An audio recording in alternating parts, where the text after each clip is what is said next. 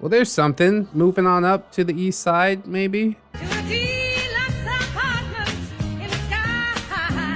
Hello, friends, and welcome back to ReddX, your source for the freshest daily Reddit cringe. Anywhere on the internet, promise swearsies it's just a fact, and it's totally science. Go ahead and look it up. Today we're jumping into r/TalesofNeckbeards somewhat. It's from my personal subreddit, r/ReddXReads. Also, I want to know how you like that new intro. Am I the freshest daily Reddit content or the freshest daily Reddit cringe? Because I got a comment yesterday or something, and I'm like, yeah, accuracy is pretty important. We mostly do cringe content around here. So I figured I might as well try the change up and see what people think. Today, we have a very tragic tale that is being told from a beard, first person, a tale of redemption, I do hope, at the end of things, but there will be multiple parts to it. We are going very, very in-depth, and even from just the first paragraph or so, it seems like a really tragic tale. So if you're not ready for the feels, then now's your chance to run, but if you really want to see what goes into the formation of a neckbeard, at least in the worst case scenarios, then I would suggest that you strap in. We will get some plugs and disclaimers out of the way. They do apply here more than usual. And then we will jump into the tragic tale of Firebeard.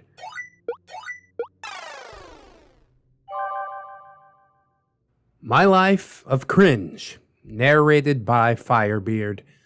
Hey folks, longtime listener and admirer of ReddX, but I too have a deeply troubling story. This time, not of the encounter variety, but straight from the beard's face. Firstly, let's get some trigger warnings out of the way.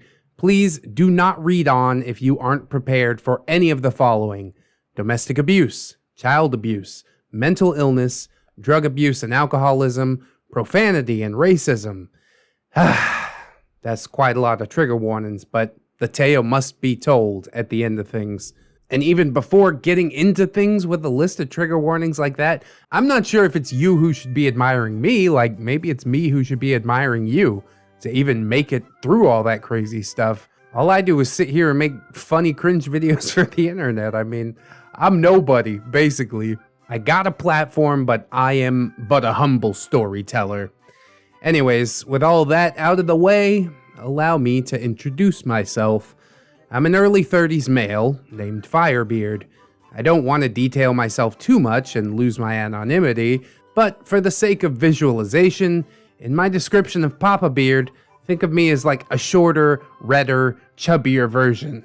People have described me as a carbon copy, aside from the differences that I've listed. Pressing on, I do want to tell my story in several parts before I commit character seppuku. First part, the childhood and formative years that shaped my perspective. Second, my educational years where I put this into practice. Third, my young adult on my own years where I learned to finally see my way out. So, without further ado, let's begin. Well, at least you did see your way out, man. That's the light at the end of the tunnel, but from what it sounds like, things are going to get really dark before we get to that point. The cast. PB is Papa Beard, MB, Mama Beard, BB is Baby Beard, and SB is Sister Beard. We got the whole Neckbeard family. Papa Beard was a giant among men. We're talking about a 6'3" hulk of a man. Working as a lumberjack gave him a great physique. He was also the world's angriest stoner, while I suspect he was also a bipolar narcissist. Mama Beard is a petite woman at 5'5", and always bragged about being a size 0, and smoked cigarettes frequently. My therapist suspects that she has a borderline personality disorder. Oh, I'm glad you're in therapy. Everybody needs therapy. Some people more than others. And I mean that in the least derogatory way possible. Sister Beard is developmentally delayed, and was born with a large cyst inside of her head, creating a large head that was disproportionate to her body. Baby Beard is only a baby, and has no real personality or characteristics outside of just being a baby. Yeah, that's what babies do, alright. Lay there and shit and eat. Let us start at the beginning, where two tragedies collide, starting with my father, Papa Beard, a product of severe child molestation. Born to a 13-year-old mother who was kidnapped and stolen several states away. She managed to escape, but she was pregnant with her captor's child at that point. Jesus. When she returned home to her conservative family, they weren't going to allow her to get an abortion. So, forced to conceive, she had a baby boy and named him Papa Beard. Papa Beard's mother ran away from home shortly after this and did manage to make a life for herself. She did well, but she resented her son, hated him, and she would abuse him regularly. Papa Beard had scars all over from his childhood, deep lines in his back from whips of the telephone cord, a chunk of the top of his right ear missing from a violent haircut, a scar on his right temple from being hit against the bathtub. But Papa Beard grew up wanting to protect his mama, and he cared about her, wanting her admiration. Papa Beard had two half-siblings and one stepbrother, but they really aren't relevant to this tale. Mama Beard came from an equally troubled background, the youngest of 6 in a blended family. One full sibling, 2-step, 2-half. All of her paternal figures were varying degrees of abusive. Her biological father kidnapped her brother, beat her mother, and drank every cent that he received. It's tragic already. Mama Beard was raised in a highly conservative household. A woman's aspiration is to be a wife and a mother, never being pushed to pursue any other goals or accolades. But around the time that she became a teenager, her mother began shaming her to the congregation. They needed to pray for her sinful and slutty ways. Mama Beard's family was the type to lock you in a closet with a Bible as punishment, and basically everything was going to send you to hell. I gotta laugh to break the tension. That part is funny. Papa Beard and Mama Beard met through a mutual friend who Mama Beard was dating at the time, but Papa Beard didn't relent until Mama Beard gave him a chance. He cleaned up nice, appeared stable, and had some semblance of normalcy. So to Mama Beard, this appeared to be her way out. Within 4 months of dating, Mama Beard, who was 17 at the time, and Papa Beard, who was 23, were married shortly after. And this is where I enter the picture, and shit absolutely hits the fan. A young lad, born to the trailer park. There isn't much to note of this time, at least not much that I can remember. I remember our pit bulls, and that they were indeed good doggos, but nothing super noteworthy. So let's fast forward a bit. Sister Beard is born, and we live in an apartment. One pit bull was seized by the state for killing another dog who came onto the property, and the other was given up for adoption so that we could live in the burbs. Well, there's something. Moving on up to the east side, maybe? Hopefully. The apartment wasn't particularly nice, and the landlord lived right behind us, and so she would help herself into our domicile whenever she saw fit. But it had 2 rooms, 1 bathroom, and a kitchen and living area. Starting with only mattresses and a box TV, things eventually began to fill up the space. A couch, bunk beds for Sister Beard and I, dining table, the basics. At this point, Sister Beard was probably 4, maybe 5. She had a developmental disability. There were 2 cysts inside of her head, which were inoperable. Mama Beard was punched in the stomach while pregnant by Papa Beard, but some suspect that she has fetal alcohol syndrome. This, dear readers, is where things get darker. Oh God, it's bad already, man, but let's steel ourselves into the breach. Memories of waking up and seeing Mama Beard tied to a chair and beaten bloody by Papa Beard were burned into my mind. The terror of, "Just wait until Papa Beard gets home," and the subsequent beatings that followed. Papa Beard could lift an 8-year-old boy by one leg upside down and use his other hand to beat that child like a proverbial piñata. Punishments like L-sits with books in each of your hands. You had to basically sit against the wall with your legs at 90 degrees with books in each hand, and if you sat or dropped down, then you got a beating. And no one was spared. Yeah, corporal punishment is just bad news, man. It works in the Navy because you're supposed to function as a unit, but this is not going to help you function as a family unit, for God's sake. Playing with Sister Beard, I was chasing her with her hair clip until she fell and cried, doing as all siblings do. I begged her to be quiet, and she only cried louder. Eventually, I was called into the bathroom by Papa Beard while he was sitting on the toilet smoking. What'd you do? He said. Sister Beard, he hurt me, full of sobs. Papa Beard, Take your shirt off and turn around. he said it forcefully, with anger. I cried and pleaded, Please, Dad, I didn't mean to. He repeated himself louder and with more force. I take my shirt off and face away. Papa Beard takes his hand and gnashed down the length of my back, tearing flesh with his untrimmed nails, drawing blood and leading a trail down my backside. I cry and run to my room, laying on my stomach because my back was too tender to even roll over or put a shirt back on. I wasn't allowed to go to school when I had marks and bruises. My parents would tell me that If you say anything, you'll be taken away and raped in foster care. I knew this wasn't untrue. Mother Beard's mother, old Grandma Beard, had foster kids that I did hang out with, and they did often have stories of exploitation like that. This was my home life, but what about school?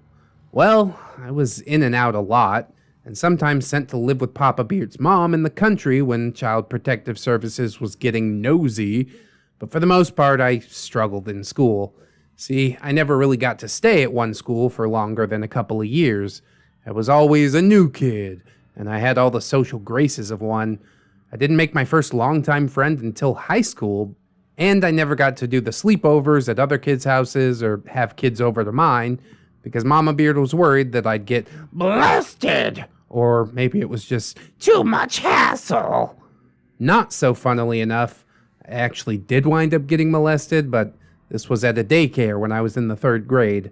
That daycare was run out of a lady's home with other kids, and an older boy lured me away from the group, and I have spent so much time trying to forget what happened, I honestly can't remember the full details anymore.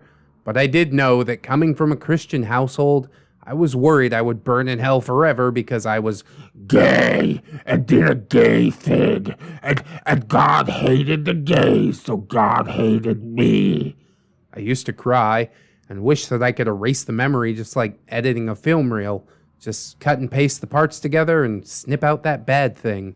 Oh, if only it was so easy. I mean, our brains do our best with it, but yeah, the scars run deep. Even if you don't remember it with your conscious mind, your subconscious just never forgets.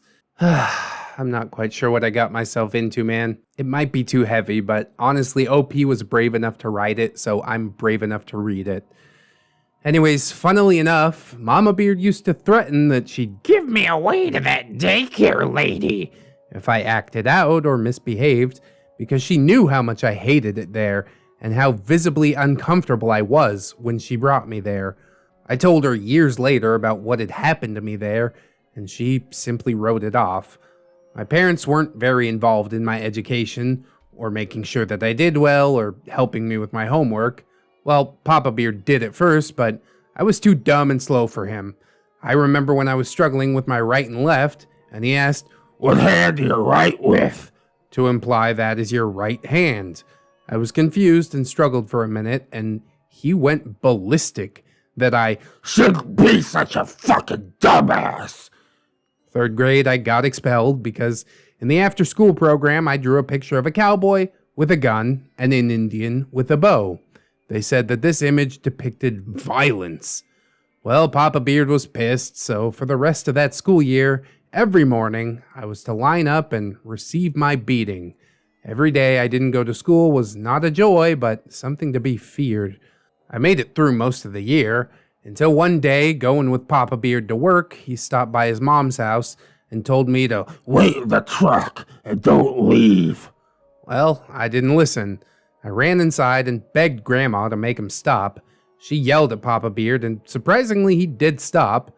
I didn't know at the time how much of a contradiction this was to Papa Beard's upbringing, but Papa Beard's mom was a better grandma than mom, because to this day, she's still very sweet and nice to me. Well, OP, I ain't too sure that being a sweet grandma means that she was a sweet mother. Usually people get tempered over time, you know. My mother-in-law, sweetest grandma to my kid, but my wife has horror stories. Same with my grandma. My mom has told me some things that she did that probably both of them regret. But this is your story, not mine, so I'm gonna take your word for it. I mean, God knows you need some sort of salvation in this story so far. It is a living nightmare from what it sounds like. So, 4th grade rolls around, and I was still struggling, and my teacher wanted to put me in remedial classes, and she offered me a treat and asked me to get my parents to sign this paper. I didn't know what it was at the time, so I brought it home. Big mistake. Papa Beard. If you ever bring me anything like this, I'll beat the holy living shit out of you. You better apply yourself.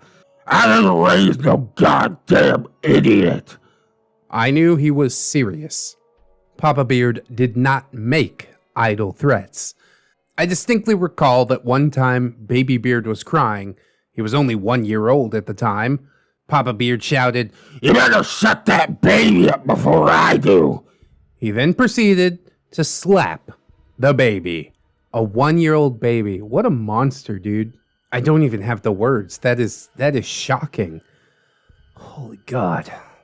This obviously didn't stop the crying, but it did get Mama Beard to take Baby Beard and run away until he finally did quiet down. Let's go forward yet another year. Mama Beard and Papa Beard are living at Mama Beard's parents' house because we're in trouble again. But I wouldn't forget this particular day. I was playing Donkey Kong 64 on an old TV in the upstairs attic when I heard Mama Beard bust through the front door. She was hysterical, and I paused my game.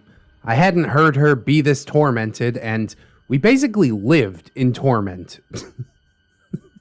Again, not funny, but it gave me a chuckle. Turns out that Papa Beard was killed in a hit and run. Well, I mean, he was your dad, but I find it really hard to be too sad about it. OP was probably conflicted with those type of feelings too. This is crazy. What a ride, man. I overheard that my father was killed while I was playing video games as my mother was crying to her mother. Later, I found out that the hit and run driver did run a stop sign, but his lawyer managed to get him off because my dad had smoked a joint that morning and had THC in his system. So, if he wouldn't have been high and on the road, then he wouldn't have been in an accident. Or if that asshole didn't run a stop sign, but I guess all things happen for a reason, maybe? Ugh. But what happens to the family now? Jesus. So, going through the grieving process, and you'd think that with all this man put me through, that I would hate him. But to be honest, I still have sympathy and love for him. I can't say it's a pure, unconditional love, but I do still have good memories, and I still remember that he had some amazing qualities that I try to embody to this day. Oh man, OP, too good for this world. Eventually, as time went on, Mama Beard began to slowly speak worse and worse of Papa Beard, and tried to just write him off entirely, and I understood. I wouldn't say that she didn't have that right. It did still hurt, though. And when she would say, "You're just like your father," in spite and anger, that hurt too. Eventually, she went on to date some of his friends, other random men, a lot of bad actors, and just generally strange people. And this is where the beardiness starts. I'm sorry for all the delay, dear readers, but I trust you'll see that the prologue was worth it, because here comes the cringe. Oh God, let the cringe save us. No more darkness. In middle school, I tried to forge my own way, but since my father had died, Mama Beard started working 2 jobs and wasn't generally very big on cooking. She never particularly enjoyed it at the start, but was more or less forced by Papa Beard to try and fit the housewife role. Now we lived off the McDonald's dollar menu and frozen prepared meals. I knew nothing about nutrition, and I drank Pepsi like an addiction, which it probably was. And of course, as a child in middle school, you don't know anything about nutrition. That's the kind of thing your parents are supposed to teach you, but Mama Beard is obviously off on her own program. It's still not good. I drank Pepsi because that was what Papa Beard drank, and I wanted to be more of that and hold on to everything that he did and do it too. Well, this lifestyle was the perfect recipe to build one fat kid and make him supersized. So fat, awkward, with little social grace, I was attempting to navigate middle school, and I did pretty horribly. I definitely Beladied. a few times, but at this point, it wasn't really sexual. I was just looking for friends. I did not succeed. And eventually, I got into altercations that put me in the in-school suspension room. This place, to me, was heaven. I didn't have to socialize, and if anyone did try to talk to me, they got in trouble. I could just do all my schoolwork in an hour and spend the rest of the day reading. I used to love reading fantasy stories, as that was my attempt to teleport me away from my terrible real-life existence. All good things do come to an end, however. I would be returned to regular classes eventually, and then I would proceed to try and push the line just enough to get sent to in-school suspension once again, even begging for it sometimes. And this is where shit kinda goes sideways. You see, I was in school suspension one day and had to use the restroom. While I was in the restroom, I saw some toilet paper which was wet and stuck to the ceiling, and I knew that it was gonna be some poor janitor's job to clean it, and I figured it'd be good to let them know before they dried and became more difficult to remove. So off I go to the vice principal's office to let her know. She informs me that I'm spending too much time in school suspension and she'd have to call my mother. I knew my mom was getting in a lot of trouble at work because of me, and she was letting me know that she could lose her job because of the harassment the school was giving her. So I begged, please, vice principal, call her when she's off work. She's gonna get in trouble. The vice principal proceeds to reach for the phone, and I grab her finger and plead again. The vice principal then says, would you mind waiting in the hallway? I replied, okay. So I'm sitting in the hallway, expecting my mom to walk in the door, when 10 minutes later, 2 police officers in blue walk in. One talks into his walkie, and the other points at me and starts walking over to me. I don't know what compelled me, but I freaked the fuck out. I ran with all the adrenaline of an 11-year-old, and of course I didn't think of an exit strategy. So they cornered me in the counselor's office, grabbed me, threw me over a table, picked me up off the floor, and slammed me into the wall, knocking the wind out of me. An 11-year-old. 2 police officers to arrest an 11-year-old. Bruh. After the wind was knocked out of me, I was obviously incapacitated enough to be cuffed and dragged by each arm. When I could speak, I was screaming for someone to call my mom. Oh, how the turns have tabled. This is a poor time for a joke, but I gotta break the tension, man. I was taken away to juvie. What? I only spent the day chained to a wall, waiting for my mother to come and get me. I remember another boy on the inside seeing me cry and saying to his escorting officer, it's always sad to see the one that doesn't belong in here, huh? Well, I went to court, and the vice principal exaggerated her claim, saying that I had assaulted her. Technically true, I guess. But she added that I was waving my arms wildly in the air, and for some reason the counselor also joined in and said that I had assaulted her as well. She wasn't even in the freaking office with us. Anyway, I got a criminal record with 2 counts of assault, 1 count resisting arrest, and a lifelong PTSD association with police officers. Now I can't return to that school, and I'm sent to the alternative middle school and forced to go to anger management. This is in part where I credit learning some of my manipulation tactics. Some was admittedly mama beard, but anger management is really useful for dealing with people. I wasn't even an angry person, but I approached it with, how can I use this for my own gain? That's a good way to look at it, I suppose, as long as you're stuck there. This time period is where I started to become more hormone-addled, wanting to have a girlfriend and wanting to have sex. I began looking at every girl as a potential sexual partner. In the middle school that I was going to, it was pretty common to see pregnant girls in attendance, so it felt like everyone was so grown up, except for me. Yeah, I feel that too, man. One of my in-real-life friends was sharing some really old photos of us as teenagers in the Discord server, and I looked at my face and I'm like, Dude, I was getting up to so much crap, but I was a child. Look at my face. I was a child. Oh, God. Kids nowadays grow up too quick, I'm going to tell you. And OP doing his best to grow up too. He tried so many girls and faced so many rejections. I tried shameful things like anonymity, mystery, pity. Luckily for me, none of that worked. I even tried to persuade my cousin to experiment with me. Oh, no. Uh-oh. She was weirded out and tried to get away from me behind a bathroom door. I remember saying, at least I have great taste in women, right? oh, God. Shudder indeed. That is some good cringe. There it is. There's the cringe. Most of it was feels, but that gives me the nourishment I need to keep going. Whew.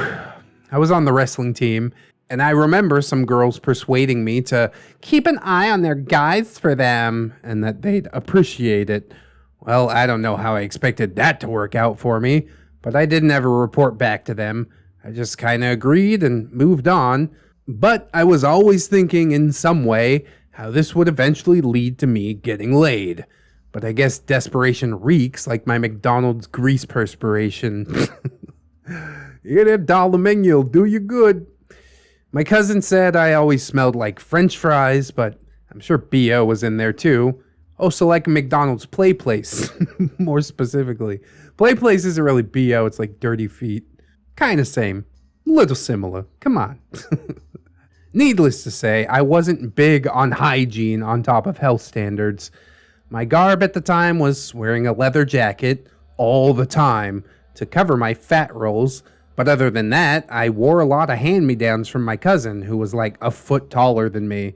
So I was always swimming in clothes that were way too ill-fitting for me. I think this is where I'll wrap this post up.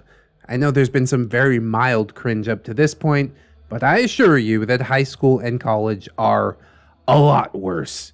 Mildly scratch that surface with some attempted cousin seduction. And middle schooler baby mama infatuation. Oh no. God, I'm looking forward to the next installment. It started out real sad, but then it started to ramp up nicely into the cringe that I love so well. Anyways, thanks for bearing with me, and I hope to put out the next installment quite soon.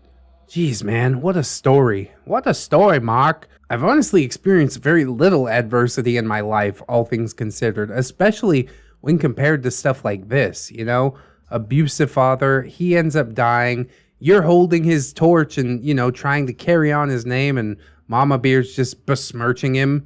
Which, granted, I guess she did have some reason to do, but man, he's dead. Like, let it go. Monster or not, just let him rest in peace, you know?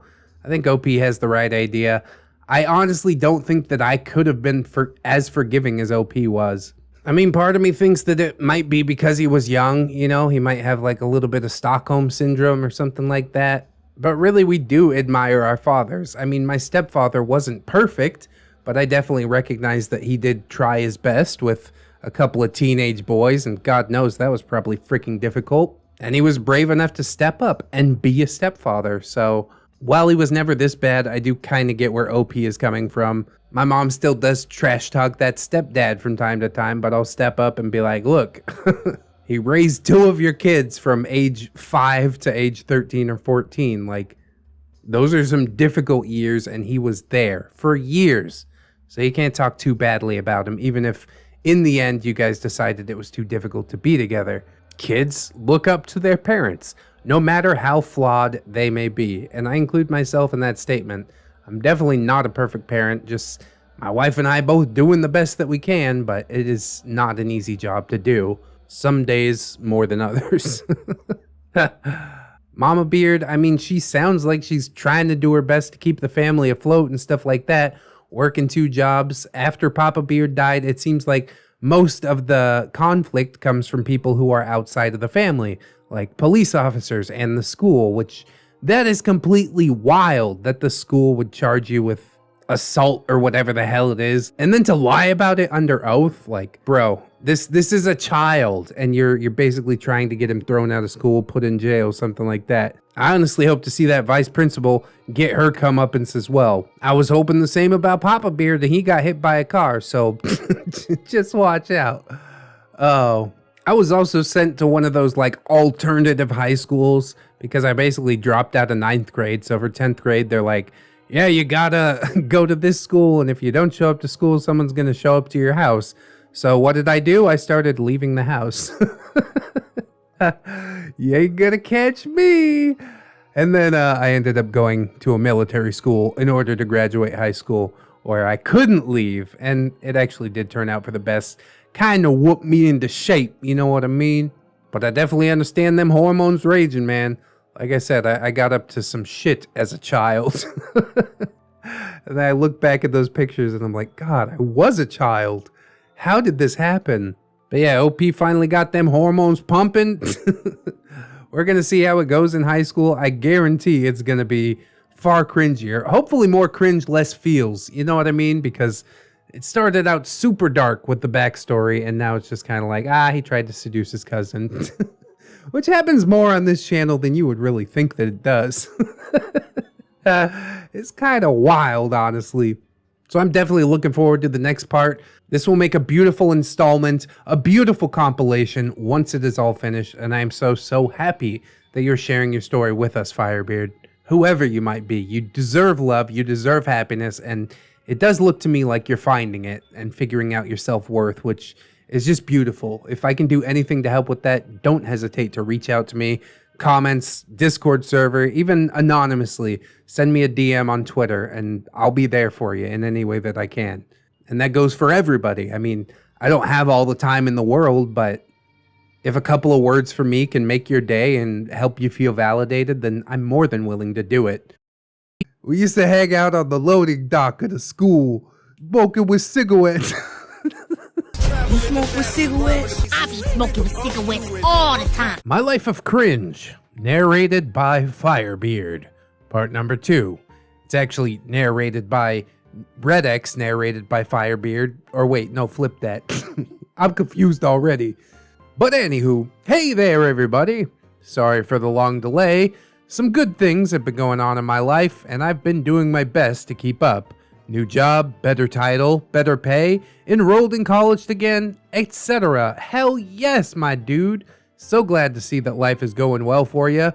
It was quite a delay, but I am nothing if not a patient man. We've been waiting around for the Stealth Beard saga for months at a time, so yeah, 3-4 months waiting on the second part of Firebeard. I guess that ain't too bad by comparison.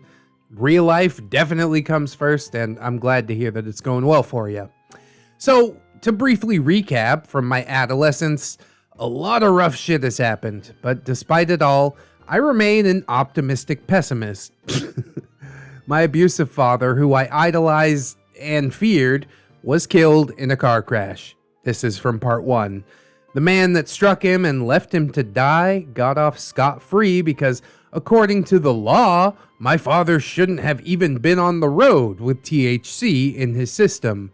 So if he wouldn't have been driving, then he wouldn't have been killed. Logic. Rich people can literally get away with murder. You just have to be able to spin that bullshit and line it with a little bit of green. Yes, indeed, we've seen the judicial system swayed quite a bit by them dollary dues, and it is a travesty every time. Now, entering my high school era, I was an awkward and fat teenager without a father figure, and being raised by a mother who was slowly losing her mind and going from borderline personality disorder to BPD and narcissism, which is a unique but deadly combo. I think the stress and trauma are what tweaked her mind to an irrevocable state. She remarried within a few years after my father's demise, and I never wished to hold her back, approving of her happiness no matter what it was that she wanted. But she didn't marry for love. Rather, she married for security, and she admitted this to me regularly, that she isn't happy, but she likes the security. I can see the mindset, but honestly, it's a bad way to go about it. You need to struggle with your partner. My wifey, she been there through thick and thin, you know? Totally ride or die, and so when we finally got our break and made it to a moderate level of success, yeah, she's there to share in that because she also struggled along with me. A situation like OP is depicting, yeah, I mean, the mom is kind of leeching. So I don't like that none too much. My new stepdad and I never really got along. I was about 13 when he came into the picture, and we had some good moments, but we never really had a vibe. Yeah, those teenage hormones. It's like, I want to be the man of the house. He took to my younger brother more, but his extremist views were relatively shortly imprinted on him until recently, and my younger brother had started questioning the why does anything matter and what is it all for, so that he can't get those notions to hold any water. Is nihilism like an extremist view? I guess it kind of is, but on some level it also makes sense. I lean towards nihilism some days, but for the what does it all matter and what is it all for, my answer is always just funsies, you know? What good does it do to be dismal about life? We're all here to just have funsies and enjoy ourselves. I cannot stand the brooding nihilists. Anyways, enough background though. When I was in high school, I was very much insecure, and I bet it showed. But I was still looking for an attractive, big-chested female companion. Big titty goth GF. And throughout high school, I was definitely labeled as the weird one. It didn't help me that my first and only girlfriend in high school was that weird anime girl. I met her within the first week of transfer, and she immediately approached me and offered to trim my fingernails. I was surprised that a cute girl was so forthcoming and intimate, and I accepted, and things kind of snowballed from there. I did not know what I was getting myself into, but it definitely cemented my status and validated others' opinions of me from then on out. Eventually, she asked to break up with me because Her ex was coming back into town, and they promised to remain single for each other. and I kind of just took that opportunity as a get-out-of-jail-free card. But who's gonna trim your fingernails, OP? Nah, we don't get much background, but she is the weird anime girl. It's good. Swerve her. I didn't have to let her down or make her cry, etc. Oh boy, I was wrong about that though. Turned out that her ex hadn't fulfilled his promise, and he moved on, so she came back to me like, Well, looks like we're still a couple. bitch. I had to stop her right there and tell her, no we aren't. I don't play second banana, quite literally, to anyone. You wanted me out, and that's okay, but I don't want back in. Cue everything that I was afraid of. The crying, the dragging my name through the mud. It was pretty bad, but at least it was relatively short-lived. And yes, indeed, she showed her colors as a true blue legbeard. Eventually, the fallout did blow over, and her and I both moved on, and I started my own little crew in high school. A ragtag band of misfits, and I was the head of the group, calling it the Block Party. God. That's so 80s OP. God damn. We used to hang out on the loading dock of the school, smoking with cigarettes. It's fun to do bad things. God damn it. The group mostly consisted of guys, but 2 gals, and one of them was my type, unfortunately for her and everyone else, because I was unrelenting of my advances and pursuit in efforts to win her affection. I had actually dropped 80 pounds just by changing my diet to what we know as dirty keto. Think all fats, like bacon and cheese and butter, but no breads and no sugars. Of course, this didn't work, and it caused a great deal of frustration for me. And the worst was yet to come when she admitted to having feelings for one of my best friends. Yeah, man, you can't drop weight and do all this stuff for a chick. You gotta do it for yourself, and then the chicks will find you. You know what I mean? All about that self-love there, brother, which I do think that OP is slowly learning. I do think we all look back on our past and cringe. I proceeded to vindictively dismantle and tear apart the whole foundation of the block party. I can't remember the details, but I played some people against each other, and eventually she called me in tears that she missed the group and just wanted everyone to get back together. I felt like Kira in Death Note, that moment of being a god, and all of your politics actually coming to fruition. Not only all of that, but for the person to know that it was you that did all of this, and for them to be helpless against it.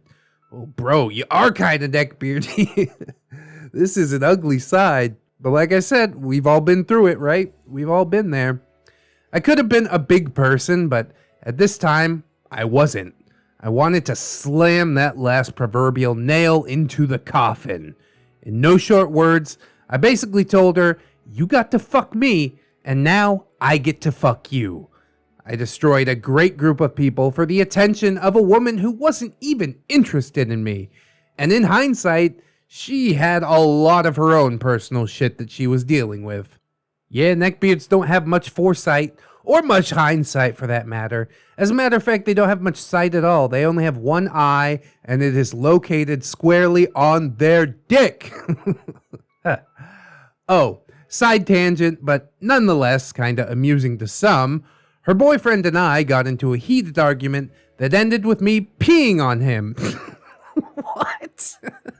In an effort to assert my dominance over the situation. How does that work? You just like pull your dick out and start peeing? I don't know about that, man. I may have lost 80 pounds, but I worked out, and I was also full of the hateful energy that made many people afraid of me. I still remember walking down high school hallways and people parting to get out of my way like the Moses of teenagers. Or I'd walk to the front of the cafeteria lines just cutting in front of people. I wasn't afraid to get confrontational or fight somebody over it. I was just looking for an excuse to let out what I felt was happening to me. And all of this kind of makes sense considering the abuse that OP had experienced at home in the first part. So yes, I do buy it. After dismantling my group of friends, I held on to just 2 of them. Surprisingly, the one that I peed on and one other. I played football my last year and tried to still get a girlfriend, but to no avail. I started getting strong on this Latina girl with large mammaries. Mammaries! Oh no! Please don't ever. And like others, I was interested in someone who, again, was not interested in me. Her friend was really into me, but when I say her friend was like Paul Bunyan's daughter, I'm not lying. She was the only girl who in my life picked me up just by grabbing me by the sides of my arms, like a little kid. Could be fun if you got like some mommy syndrome or something going on. She lifted me in the air above her head, and I felt so uncomfortable, but I wasn't attracted to her. I couldn't see the irony or the similes between these situations. The girl that I had a crush on would tell me all about her sexual exploits and her crushes. She would have sex with underage boys, her brother's friends, that she'd fallen in love with a married man and seduced him out of his marriage. Bro, this has got to be making you so salty to sit by and listen to all this shit. But OP is too much of a nice guy, you know, trying to play in the friend zone and stuff like this. Don't ever, ever think that this is going to work.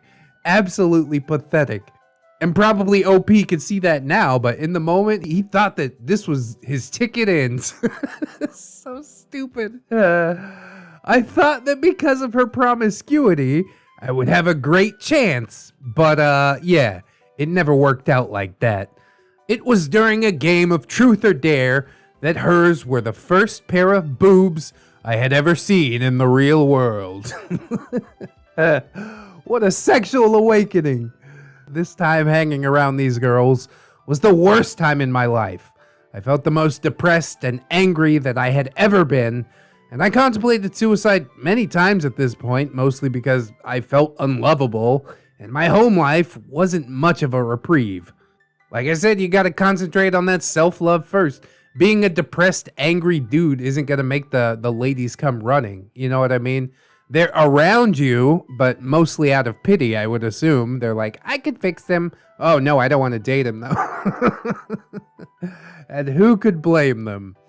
This relationship ended poorly, but I did have a last laugh at that married man's expense, though. My best friend had my back in a moment of revenge. We had filled like 4 to 5 2-liter bottles of soda with our piss. OP's weapon of choice, I do suppose.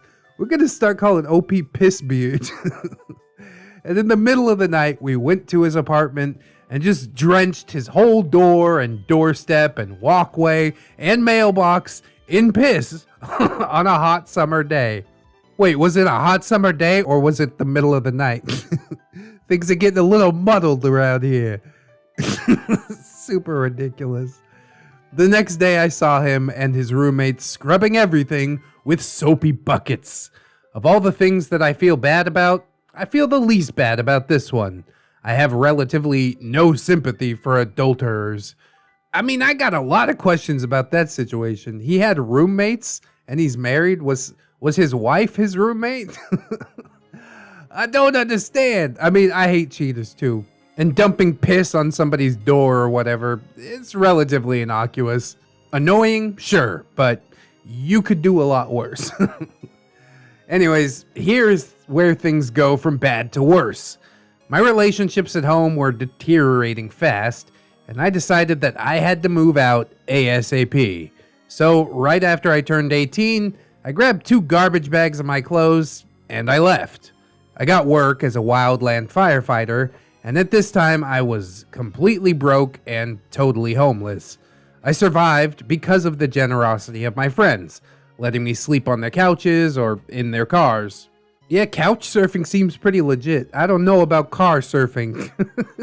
It seems a lot less comfy, but you gotta do what you gotta do, you know? I lived in my car for quite a few months. Eventually I moved out of my podunk town and into the city. Well, that's probably not the way to go, is it? Things are just gonna be more expensive. Then again, maybe also more opportunity. I guess we'll see. I just had a couple of $100 in my pocket, and I couldn't afford a place to live, but I did find new employment. I wound up sleeping in front of the store that I worked at until winter hit and a coworker let me sleep in his car. Eventually, I ran into my aunt, who wasn't doing well, recently married and back on meth, and she wanted me to come stay with her. Well, I did, and I wound up living in a druggy party house for a couple of months. At this time, a new girl had taken interest in me. I was 20 at the time, and she was 17, but here's the catch. Her being 17 isn't the catch. She was developmentally disabled. Jesus Christ, OP. Do not fucking do it. I'm gonna dislike you so much if you do it. So, not like a child, but definitely childish. No, bro, that's a child. You keep it in your pants until she turns 18, and even when she is 18, you leave that slow girl alone, okay? Not like this, man. Ugh. I was worried about the statutory rape, but my only interest in her was getting rid of my V card and becoming an adult. Oh god, no. OP, why? Fuck! I hate it. We worked it out, and she waited until she was 18, and she was the girl that I lost my virginity to. Oh god. Is that bad? I think that's pretty bad. Like, how developmentally disabled was she? I guess that's the real question that I need to ask. What was her IQ? If it's below like the 80 to 70 range, I can't sign off on any of this. What the hell are you doing? You really think you can't grow up without losing your virginity? Ugh, God, despicable. Overall, I thought that it was bad, that sex wasn't worth it, and I wondered why people hyped it up. Well, I will say one thing about your first experience, OP. It was definitely special, right? Eh? I'll get my coat. We had a relationship for a couple of months. Her parents knew and were okay with it. My friends knew, and I'm sure they had their silent judgments. Either way, she didn't like that I was work-focused and wanted to break up with me if I was okay with it. She kept trying to keep me around as some side dick, and I told her that I was interested, but her new boyfriend would get all mad and blow up my phone. Eventually, I had to have her blocked on basically everything. It's been almost a decade later, and I still get random friend requests from new profiles that she's made. Well, it seems like you left quite an impression on her. Either that or other men around her find it morally questionable to bang her. But not like Opedo. God damn, dude. I am so conflicted on that. Let me know how you feel about it in the comments if you dare. It was around this time that I lost that new clerk job that I had just gotten, as my store was now considered outdated and a relic of the past. Think Blockbuster. Hollywood Video? It was a fun job, but I was given a $1,000 severance and told to go somewhere else. So I signed up for college. Fresh-faced and almost 20, I was getting into some shit that I did not even understand. At this point, I had relatively little to no contact with my family, but because I was under 25, I still put on my parents' income for FAFSA. Even though they refused to help me with anything, I still needed their information to get my financial aid. I literally would rather drive a nail through my fucking hand than have to repeat that process ever again. I would have preferred to pull out my own molars than try and get her to do something as simple as link her info to FAFSA. It was horrible, and it took almost a month of goading and begging and her lording her power and position of my future above me. But she did do it eventually, didn't she? We gotta give her just a little smidge of credit, or we don't. I don't actually care. I don't like the mom that much anyways. Eventually, she did fill it out, as I said, and I received a tiny amount of loans. Not even enough for the full cost of attendance. I didn't understand. Was everyone else just rich? Were their parents helping them? I got lucky, as every quarter I found a grant or a scholarship that I qualified for, and the ones that I didn't, the professors just kind of let me sit in and build it to me afterwards.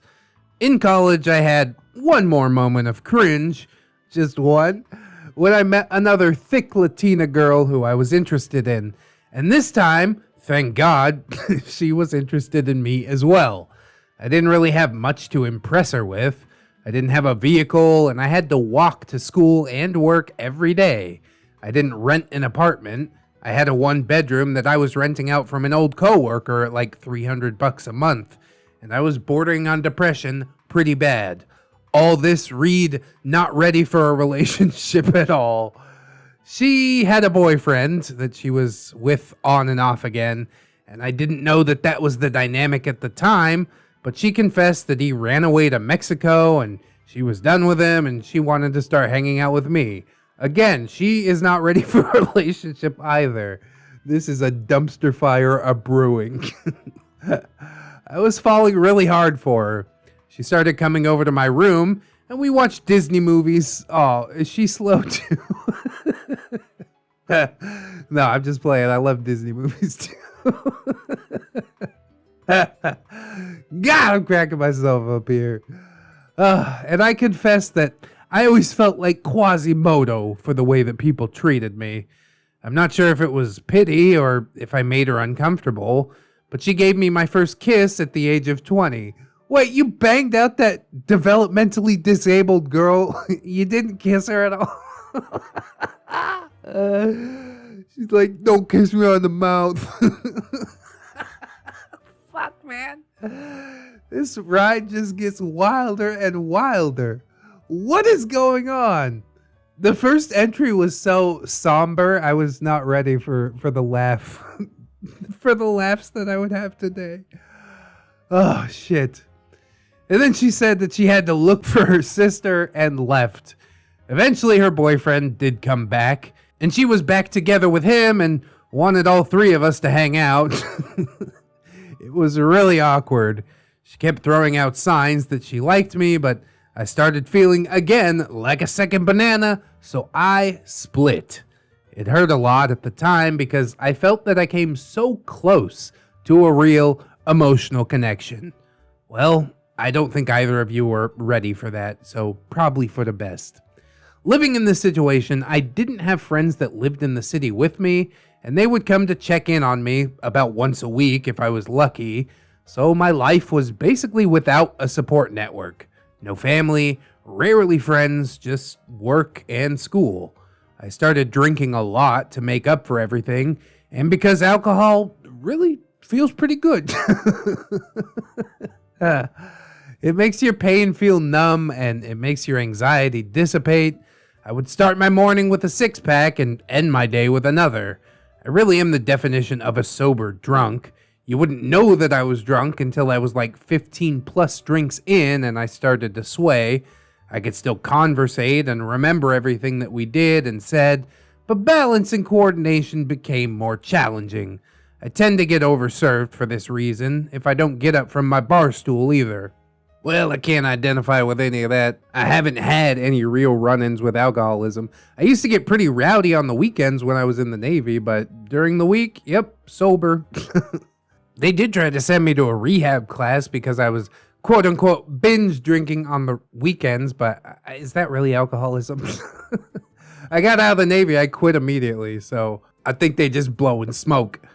Anyways, so broke and lonely and working and going to college, I didn't really have much time to make friends or to socialize. I hated my existence still. I persevered, and halfway through college, I won the proverbial lottery. Working my now second job, a cute girl walks through my line, and I'm messing around being a jokester, and she takes notice of me. She looks me up on Facebook from my name tag and PMs me. We get to talking, and we're vibing really well with each other.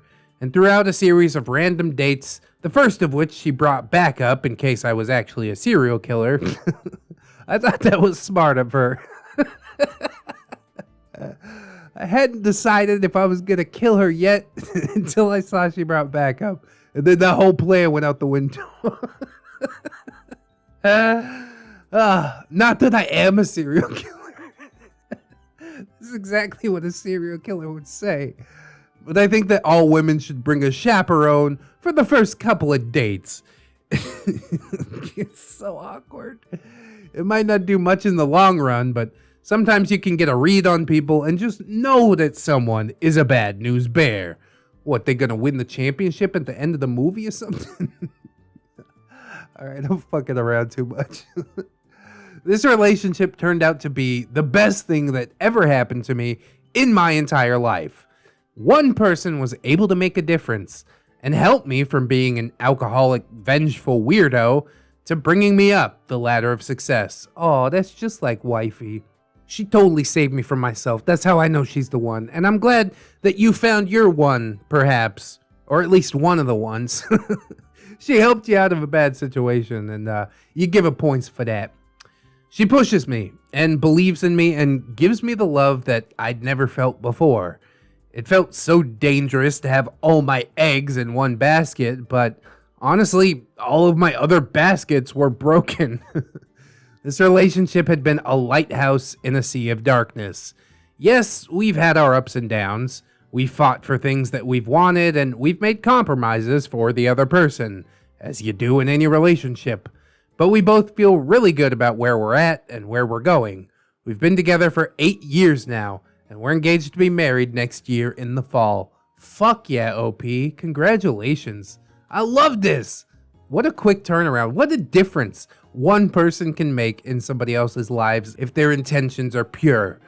Even though I have a strong work ethic, she pushes me even harder. Currently, I'm still a little below my dream salary, but I'm going to college again to work in a field that is stressful but compensates very well. I want to provide for her and build a great life for us. Oh God, I identify with this OP so much all of a sudden. I don't want her to have to work really hard out of necessity, but to work just simply because it gives her joy. So I will work really hard to afford her that luxury. She's a traditional, beautiful woman, and I cannot believe that I got so lucky. Fucking preach it, OP. God damn, my heart is singing. The last hiccup in our tale is my mother that lashed out at us recently and my fiance stood up for me, to which my mom lashed out at her, of course. I put an end to it then and there and told her that we are fucking done.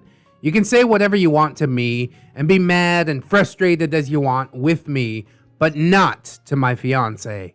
So my mother has been out of our lives for a little over a year now. That's a rough one. But yeah, I guess I didn't like the mom that much anyways, and you know better than anybody if she is toxic, so you do what you gotta do, OP. Postscript. Thank you to everyone who took the time to read this, and also thank you for waiting for the conclusion to my tale. I know it seems a bit of a bummer that the end of my beardiness was just a love that I was looking for but had never received. I don't think that this works out for everyone in the beard community. I mean, I've listened to stories where the beard gets love and nothing changes for them. They just abuse it and demand more. But in my case, love was something that I was missing from the start. Now that I have a true love, I would do anything in order to protect and nurture it. As always, I've changed some minor details in the stories, but if you do recognize me for any reason, please keep my anonymity between us. I've been through a lot and I've worked really hard to overcome what you've read, and I have left out some details in the process, so I might not be the person that I was, but it did shape the individual that I am. Beautiful. If anyone else is going through similar trauma or just has any follow-up questions, feel free to leave a comment or PM me. Have a good life, folks, and know that we may be the masters of our own destinies, but you can't account for those random encounters and golden opportunities. Would love to give, Firebeard, aka Pissbeard. Man, there are just so many parallels in this story that it is almost eerie, you know? I never had that much problem with the ladies and stuff. I used to collect them like fucking Pokemon cards. But honestly, there was a lot of self-hatred that I had for myself, and I would, you know, go home to my dingy little apartment and just do nothing, insulate myself from everybody. And while I was talking to these girls, it was all completely fake. There was only one person who was real enough to penetrate the armor, actually get me interested in who she was and her viewpoints, and yeah, I flew halfway across the world and married her, so... It definitely does make a huge difference to have that one person in your life, that shining beacon, as you put it. If I hadn't met Wifey, would I even be here today? I honestly have my doubts about that. I didn't see a whole lot of point to living until she gave me one. You know what I mean? Now I've got a family to provide for, and that is really the best feeling in the world. And you guys, all of you listening to this right now, have helped me to do that. So I owe all of you a debt of gratitude. Thank you so fucking much for making my wildest dreams come true. And honestly, it sounds like Firebeard is getting it all together. Been with his lady for 8 years. Ooh, that beats Wifey and I by 2 years. So I'm glad you guys are getting married. I'm glad life is going your way. Definitely some cringy stuff went on, you know, some situations that I would not have been a part of. And I did razz you for it. But, you know, I kind of got to do that. It's my twisted way of showing you a bit of love. But despite all the ugly parts, you know, your revenge for being rejected and stuff like that, you stuck through all of it. You never laid down and said, okay, that's it, I'm done. You know what I mean? You pushed through, you found a way, and that tells me that you're made of stronger stuff than the average person. You did what had to be done, built a life for yourself and your lady love, and that is just beautiful. I didn't know if after the first part we would ever get a happy ending, and I am so fucking glad that this one ended exactly as I hoped that it would. So, best of luck to you, Firebeard, Pissbeard, wherever and whoever you may be. I definitely want to thank you for returning to give us that closure, because I had basically written the story off. I'm like, oh, well, it was a throwaway account. I don't know if he'll ever come back, but you came back in, and honestly, the ending of this story made my heart sing. I absolutely love a happy ending to a beard tale. So thank you so much. Thank you guys for watching as well. I hope that you'll like, comment, and or subscribe if you did enjoy the video. That is super cool, super important. Maybe share the video around if you want to be double plus extra cool. We got some links in the description as well. My plugs and my playlists and social medias, the Twitter and the Discord and the Facebook. You know how it goes. We've also got my Patreon and my gorgeous, wonderful, beautiful, generous patrons. I'd like to thank them as I do every video, so thank you very much. Robert Waits, Baron Von Waggy Pants, River, TSM Kirby, USMC, Aaron W, Twisted Child, Delicious Jelly Donut, Candy Sora, Cinnamon Susie, Fat Boy Shrimp, Fire Drake, Latin, hey, that's a new one. Welcome to the fold, my friend. Livison, Mr. Anime Manga Fan, Silo Revolver, Zero Max, Magdalene Marshall, Thornrose, Cherish Kitsune, Little Lone Wolf, Vanilla Melt, Rouse Tower, Satori, Anunnaki, Babsy-kun, Caustic Fox, Dinosaur Nightlight, Disposable Waifu, Aaron Leddix, Fisher Diggy, Gypsy, Hadrian BR, Heathcliff, A Pimp Named J. Crisp, JM Kun, Jerry, John Hero, Miss Monday, Lexi Loves Jojo, Lord Lionel, Lori Ellis, Jackets Rule, Melgar the Destroyer, Mirthful Baker, Mr. J, my boy Nat One Nick, Lady Nix, Origami Steve, Phantom of the Pines, Katykins Elizabeth, Sidestep, Puggy, Cider Drinker, Serrated Ass, Siegfried Staples, Yeet, Synaptic Boomstick, Brilliant Tamago, Tapioca Boogaloo, Tato Ferret, Teddy the Police, That Duck and Bug, The One True Fusky, Treeberg, Wilmags, Zero Blacktail, Kira M, Redwin, Captain Clown Show, Goose Says Honk, Leon Embers, Nog Viper, Saints Blessing, John Indoors, A Normal Joe, Amara, A-Roxers, Cake Jerry, that's a different Jerry. California Keto Girl, Chris Meska, Cinnamon Bunny Dog, Defon, Ghost of Alpha, KJW, Kajow, Crafty Kitty Cat, Life of a Guardian, Little Ann Woods, Mark 211, maybe next time, Milkfed Gimp, Miss Duchess, Origami Cam, Princess Rosalie, Raptor Art, Spoonie the Rogue, Steampunk Ellie, The Last Shinobi, and the Necrobamacon. Hot damn! That patron list is just growing all the time. I think Ghost of Alpha is also a new patron. So that's 2 new patrons today. I just don't have the words, you guys. It is so overwhelming, the support that this channel has received. And again, I cannot thank you enough. This YouTube thing is the wildest ride that I have ever been on, and I would not trade a moment of it for anything in the world. I do hope some other people will consider signing up on the Patreon, but if you can't afford to do it right now, don't sweat it too hard, friends.